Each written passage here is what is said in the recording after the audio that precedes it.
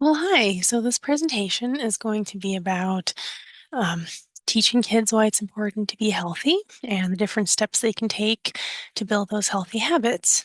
If you have kids or like nieces and nephews, or if you work with kids, go ahead and show it to them.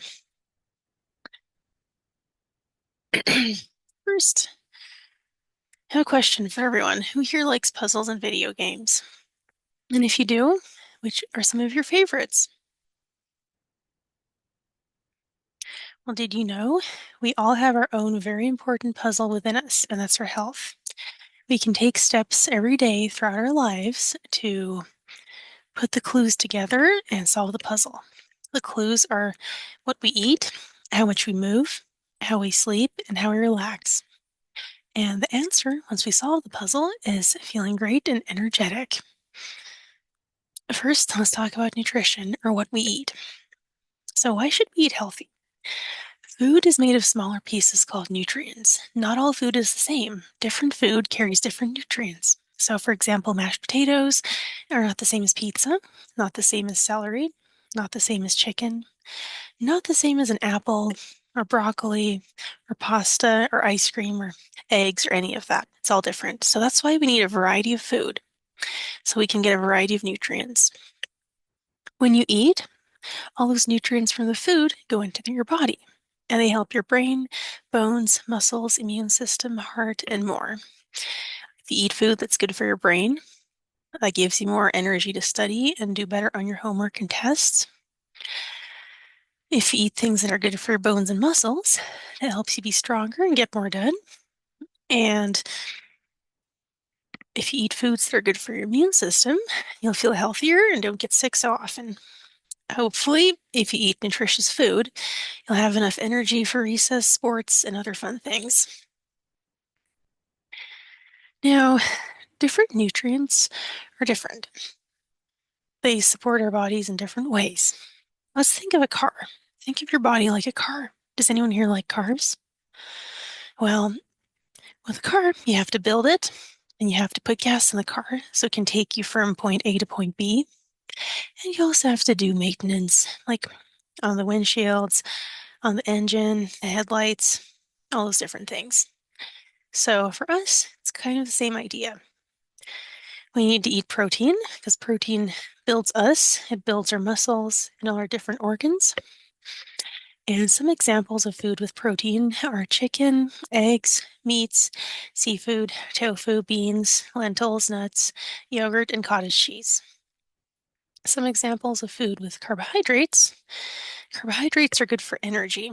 So put gas in the car so the car can take you places. And then you're putting gas in our cells so that we can get through the day. And some examples of carbohydrates are oatmeal, rice, bread, pasta, quinoa, barley, cupcakes and cakes, potatoes or sweet potatoes, and potato chips. Now, different carbs can have different effects on us. So, if you eat something that has oatmeal, oatmeal will help you focus and have like a sustained level of energy throughout the day. And cupcakes, it'll give you a big spike in energy and then you'll crash. Next, we have fiber. So whenever you eat, you have to digest the food and then you use the restroom and go number one, number two. And fiber helps us go number two and clean out all the bad stuff from our bodies. Some examples of food with fiber are vegetables and fruits and berries. So for vegetables, we have broccoli, carrots, cauliflower, cabbage, celery, and Brussels sprouts. And then fruits and berries can include apples, bananas, strawberries, blueberries, raspberries, watermelon, peaches, bananas. Well, I said bananas, lots of different things. And then we have fats. And fats help us maintain energy and stay strong throughout the day. And some foods are canola oil, olive oil, and butter.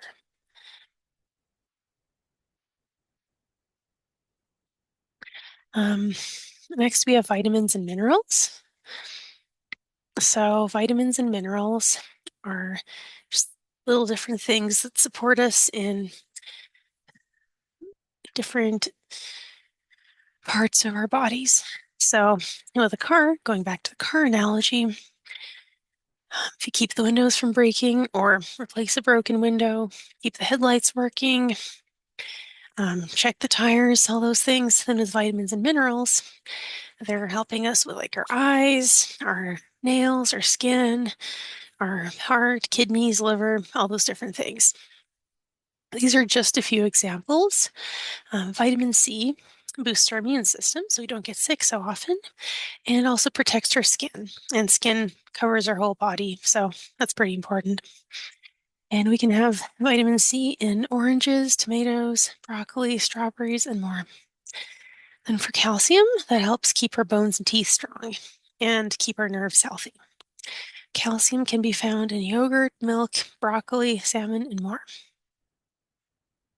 Then for vitamin A, that helps us see better. And vitamin A is in carrots, spinach, sweet potatoes, cheese, and more. Okay, so now we've talked about how healthy food can help us. How are some ways that we can make it a habit? So, first of all, you want to eat a variety of food. So, get protein, carbs, fiber, and fats. You want to try and eat vegetables and fruits every day. When you have carbohydrates, um, you'll have whole grains like brown rice, oatmeal, or whole grain bread. And it's okay to have soda or fruit punch once in a while, but you want to drink mostly water. So, water is better for us. Also, it's okay to have treats like chips or cookies, but don't have them too often. Try to have them once a week or less. And if you can, ask your family if they want help cooking dinner or going grocery shopping. It's a good way to learn more about food and spend time with your family. Okay, now we have a couple of questions for you to go over. You can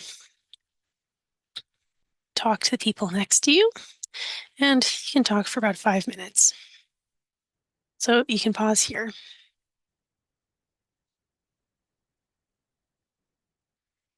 And next activity here, we'll go through this list of food.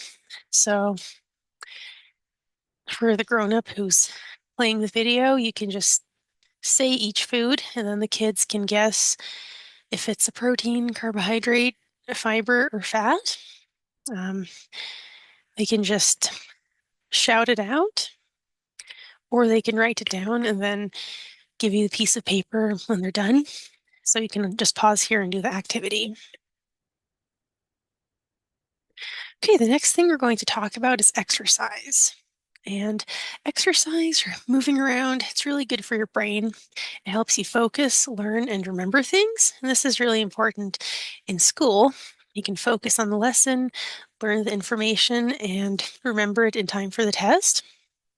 And exercise also helps you relax. So when you're running around, you're burning off all your nervous energy. That helps your mind and body calm down. Exercise is also good for your body. So it makes your bones and muscles stronger, boosts your immune system so you don't get sick as often or as bad, and it also makes your heart stronger. Not all exercise is the same. There's different types of exercise based on how it supports our bodies and what it trains us to do. So first there's cardio that helps your heart work harder and be better at pumping blood throughout your body. And some examples of cardio are walking, jogging, running, dancing, swimming, jumping jacks, jump rope, playing tag, or playing sports. And there's strength. Strength is how much you can safely lift. So if you have to carry your baby brother or sister or help your parents bring in groceries to the house, you need to be strong to carry your sibling or carry the stuff safely. And you can build your strength by doing push-ups, squats, planks, climbing on playground equipment or climbing a tree, or even lifting light weights. But definitely ask a trusted adult to watch you and make sure you're doing it correctly. Next, there is flexibility. That's how far your muscles can stretch. So stretch. And some ways you can work on that is by practicing different stretches, like stretching your wrist, or even looking into yoga for kids. If you're in school, you're sitting all day, your back might feel kind of stiff. Doing stretches feels great at the end of the day. And the next kind is balance. So that's how well your body can keep you upright. So you're, standing upright and not like falling off to one side. And you can work on your balance by standing on one leg or walking on a balance beam or just drawing a straight line on the sidewalk and walking on the straight line. So, how can you make this a habit and stay active? So, for kids, it's recommended that you're active at least 1 hour a day. And that can be 1 hour from start to finish, or it can be like half an hour in the morning, half an hour at recess, half an hour after school, whatever works for you. And you can try dancing, you can play sports or games at recess with your friends. You can play jump rope. If there's a playground near your house, you can go climb on the playground. You can ride your bike or walk or run. You can do some squats, push-ups, or planks. Or you could even play a video game that's more active, like Wii Fit. Now, that being said, you have to be careful. Exercise is one of the best things that we can do for ourselves, but it's also can be dangerous if you're not doing it right. So, before you start doing anything new, you want to talk to an adult, so like your parent or your older sibling or even the school nurse, and they can hopefully tell you how to do things safely. You also want to wear comfortable sneakers. So, if your feet aren't comfortable, you can hurt your back and hips. But if your feet are comfortable and if you're wearing sneakers that support your feet, then that's better for your back and your hips and everything else. Also, you want to make sure and drink water. So when we exercise, we sweat, so we're losing water. It's important that you drink water and replace it, stay hydrated. Also, don't push yourself too hard. You want to feel a little uncomfortable, but you never want to feel pain. If you feel pain, then you want to slow down or just stop doing your exercise and try something else. Um, and also, if you're exercising outside and it's hot outside, you want to wear sunscreen and a hat. And here's some more questions that you can go over. So you can pause right here and just talk to the people around you.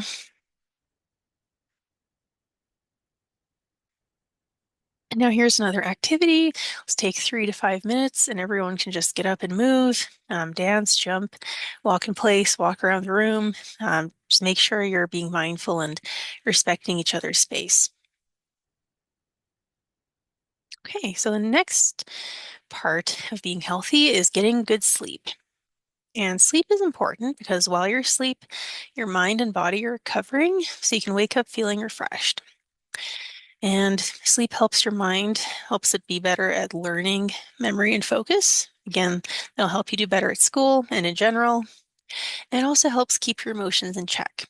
So if you can remember a night where you didn't sleep that well, and you woke up the next morning, you might have been really angry. It's hard to focus. Everyone was making you upset.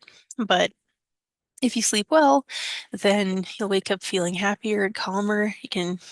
Little things don't make you mad anymore, and just feels like a better day. It's also good for your body because it boosts your immune system, so you won't get sick so often. If you do get sick, it won't be that bad. And sleep is also good for your heart. So hopefully, with a healthier heart, you'll have more energy and live longer. And there's different choices that you can make throughout the day that will help you sleep better. First of all, you want to be active during the day, so you burn off all the extra energy and get tired by the time it's go to bed, or by the time you go to bed. And also, you want to get your homework and chores done in time, so you have some time to relax and you can go to bed early. Also, you want to put away your screens 1 hour before bed. So I know video games, or like playing on your phone or watching TV, I know that's all fun, but it's going to make it harder to sleep. That's because like your computer, your phone, TV, it gives off a blue light. That blue light gets in your brain and makes it harder for your brain to fall asleep. So instead of using your electronics, you could do something else. something that's fun but quieter and doesn't use a screen. For example, you could read a book, you could play with toys or draw. If you have pets, you could hang out with your pets. And also, you want to keep your room dark, cool, and quiet. So if it's ever too hot in the house, that can be harder to sleep. So just pay attention to those things. And you could even ask your parents or family members about putting up a fan or hanging up blackout curtains. And blackout curtains will cover the window and make it harder for light to get in. So your room will be very dark. Here's some more questions. You can talk with your neighbors. Just pause here. And here's another activity. So for each point, uh, the grown-up can say each thing out loud, and then the kids can guess if it would make you more sleepy, make it easier to fall asleep, or would it make you more awake and make it harder to sleep? Okay, the very next part, this is the last part, this is about managing your stress. And stress is when you feel like something is wrong and your brain sends out signals to help prepare your body. So, for example, if a person sees a lion coming, they'll be more alert. Their brain will sense danger. Um, the signals will tell them to be more alert, and it can help them run away or hide or play dead. But if you have too many of these signals going through your body all the time, that's bad for you. Nowadays, there are a lot of different things that can make people stressed. It can be test your homework. Maybe you had an argument with your friend and you're scared that they don't like you anymore. Maybe there's too many chores, too many things you have to do.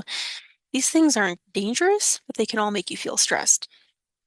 Now, you can't make the tests go away and you can't always make your friends happy. So, life isn't always going to be perfect, but you can learn how to deal with stress and protect your mind and body and keep yourself healthy. So, as we just said, there's too much stress, too many signals going through your body. It's bad for your mind. It can make you feel nervous, sad, and forgetful. And it's also bad for the rest of your body. So, it can cause headaches, tense muscles, stomach aches, and even weaken your immune system. So, you'll get sick too often. Fortunately, there's some habits that you can create that will help you keep your stress down and help you feel more relaxed. So, you want to do all the other things that we talked about, like eating healthy food, staying active, and getting enough sleep. You also want to get your homework and chores done in time. Um, do fun activities. If you have something that you love doing, something to look forward to, that's really helpful. Um, you want to hang out with your friends or your family, people who you like hanging out with. If you're dealing with any big emotions, you can tell a trusted person, or you can write everything down and tear up the page, or you can even just scream into a pillow, but you want to let go of those emotions. Don't bottle them up. And you can also do a breathing exercise like square breathing, and I'll go over that in a few minutes. Also, you can tap your own arm. So if your mind is racing, you're thinking about all kinds of different things, just tap your arm. That'll help you calm down. And you could also imagine a nice calming scene like a field or a lake or like a cat or something. Okay, so there's more questions. You can turn to your neighbor. You can pause the video here. And here's the breathing activity that I was telling you about. So I'll talk about it first and then we can do it together. So it's all about breathing slowly. So you want to inhale slowly for 4 seconds, and then you hold for 4 seconds. Breathe out 4 seconds again, and then hold 4 seconds, and then repeat. So, ready? 1, 2, 3. And hold it. Exhale.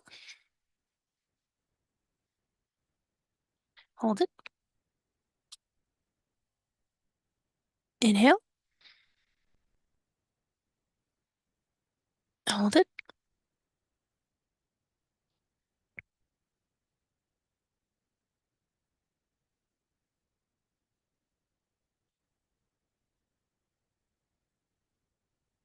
Hold it. Exhale. Hold it.